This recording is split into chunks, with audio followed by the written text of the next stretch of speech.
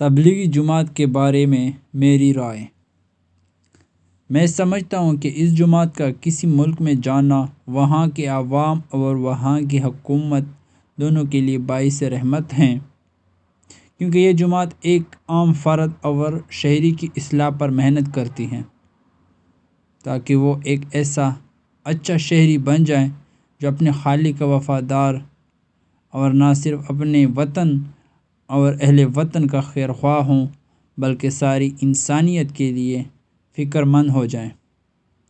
وہ ایسی کوئی حرکت نہ کریں جس سے وطن اور اہل وطن کو نقصان پہنچے۔ وہ چوری نہ کریں، کسی کو ناحق قتل نہ کریں، کسی کا مال نہ لوٹیں، کسی کی عزت پر حملہ نہ کریں، جھوٹ نہ بولیں اور نہ کسی کو دھوکہ دیں، بلکہ وہ دوسروں کے لیے وہی پسند کرے جو اپنے لیے پسند کرتا ہے۔ یہ وہ اوصاف ہیں جو حکومت اور عوام دونوں کے حق میں مفید ہیں۔ حکومت عام طور پر اسلامی ہو یا غیر اسلامی اپنی بگڑی ہوئی عوام سے تنگ ہوتی ہے اور دہشت گردوں، چوروں، ڈاکوؤں اور منشیات کے استعمال کرنے والوں کا شکوہ کرتی ہیں اور ان جرائم کو روکنے کے لیے قوانین اور سزائیں وضع کرتی ہیں، لیکن ان سے کوئی فائدہ نہیں ہوتا۔ لیکن تبلیغی جماعت کی یہ کوشش ہوتی ہے کہ وہ تعلیم و تربیت کے ذریعے مسلمانوں کے نفوس میں ایسی اخلاقی قوت پیدا کر دیں جو انہیں ان جرائم کے ارتکاب سے روکے اور ان جرائم سے دلوں میں نفرت پیدا کر دیں اور انہیں ایسی صفات اور اعلیٰ اخلاق اپنانے کی ترغیب دیتی ہیں جن سے عوام اور حکومت دونوں کو فائدہ پہنچتا ہے۔ حضرت محمد صلی اللہ علیہ وسلم کا ارشاد ہے، دین خیر خواہی کا نام ہے۔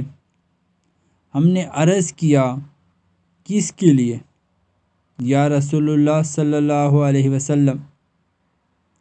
فرمایا، اللہ کے لیے، اس کے رسول کے لیے، اس کی کتاب کے لیے اور مسلمانوں کے حکمرانوں کے لیے اور عام مسلمانوں کے لیے۔ یقینی بات ہے کہ جب فرد کی اصلاح ہوگی تو اس سے پورے معاشرے کی اصلاح ہوگی، ملک میں امن و امان کی فضا پیدا ہوگی، روحانی و اخلاقی قدریں عام ہوں گی اور لوگ امن و امان کی زندگی بسر کر سکیں گے۔ دیکھا جائے تو عموماً حکومتیں دو باتوں سے گھبراتی ہیں۔ نمبر ایک یہ کہ باہر سے کوئی اجنبی آئے اور آ کر ملک کی سیاست میں دخل اندازی کرے۔ نمبر دوسرا یہ کہ کوئی اجنبی باہر سے آ کر عوام الناس میں اختلافات پیدا کرے۔ ان دونوں باتوں میں حکومت کو اس جماعت سے کوئی خطرہ نہیں ہوتا، کیونکہ وہ سیاست میں دخل اندازی نہیں کرتی اور نہ ہی وہ عوام میں اختلافات پیدا کرتی ہے۔ تبلیغی جماعت کا پاکستان اور ہندوستان میں مرکز ہے، جہاں اسے یہ قانونی حق حاصل ہے کہ وہ سیاست میں حصہ لے، لیکن اس نے رضاکارانہ طور پر اپنا یہ حق چھوڑ رکھا ہے۔ لہٰذا جو جماعت اپنے ملک میں اپنا سیاسی حق استعمال نہیں کرتی، وہ دوسرے ملک میں کیسے سیاست میں حصہ لے گی جہاں اسے اس کا کوئی حق ہی حاصل نہیں؟ لہٰذا کسی ملک کی حکومت کو اس جماعت سے کوئی سیاسی خطرہ نہیں۔ باقی رہا یہ کہ عوام میں اختلاف پیدا کرنا اور ان کی صفوں میں پھوٹ ڈالنا، تو اس اعتبار سے بھی جماعت سے کوئی خطرہ نہیں ہونا چاہیے، کیونکہ تبلیغی جماعت کا محور ہی دین کی بنیادی باتیں اور ایسے امور ہیں جن پر پوری امت کا اتفاق ہے۔ وہ فروعی اور اجتہادی مسائل کو نہیں چھیڑتی جس سے اختلافات پیدا ہونے کا امکان ہے۔ مثال، ہم دیکھتے ہیں کہ جماعت ایک مسلمان کو نماز کی دعوت دیتی ہے جو کہ دین کا ایک بنیادی ستون ہے اور جس کی فرضیت میں کسی کا اختلاف نہیں ہے۔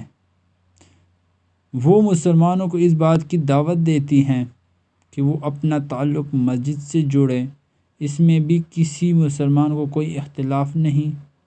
اب اگر کوئی مسلمان ان کی بات مان لیتا ہے اور مسجد سے اپنا تعلق جوڑ لیتا ہے اور نمازوں کی پابندی شروع کر دیتا ہے تو الحمدللہ مقصد حاصل ہو گیا۔ اب تبلیغی جماعت کو اس کی کوئی پرواہ نہیں ہوتی کہ وہ نوجوان اپنا نماز فقہ حنیفی، مالکی، شافعی اور حنبلی وغیرہ میں سے کسی کے مطابق ادا کرے۔ لہٰذا اس اعتبار سے بھی کسی حکومت کو فکر مند نہیں ہونا چاہیے۔ یہی وجہ ہے کہ ہم دیکھتے ہیں اور سنتے ہیں کہ بہت سے اسلامی اور غیر اسلامی حکومتیں جنہوں نے اس جماعت اور اس کی دعوت کی حقیقت کو جان لیا ہے، انہوں نے اس کے لیے اپنے ملک کے دروازے کھول دیے ہیں اور وہ اس کے لیے سہولتیں مہیا کرتی ہیں۔ ان کی عوام بھی اپنے ملک میں اس کا استقبال کرتی ہیں اور اسے دیکھ کر خوش ہوتی ہیں۔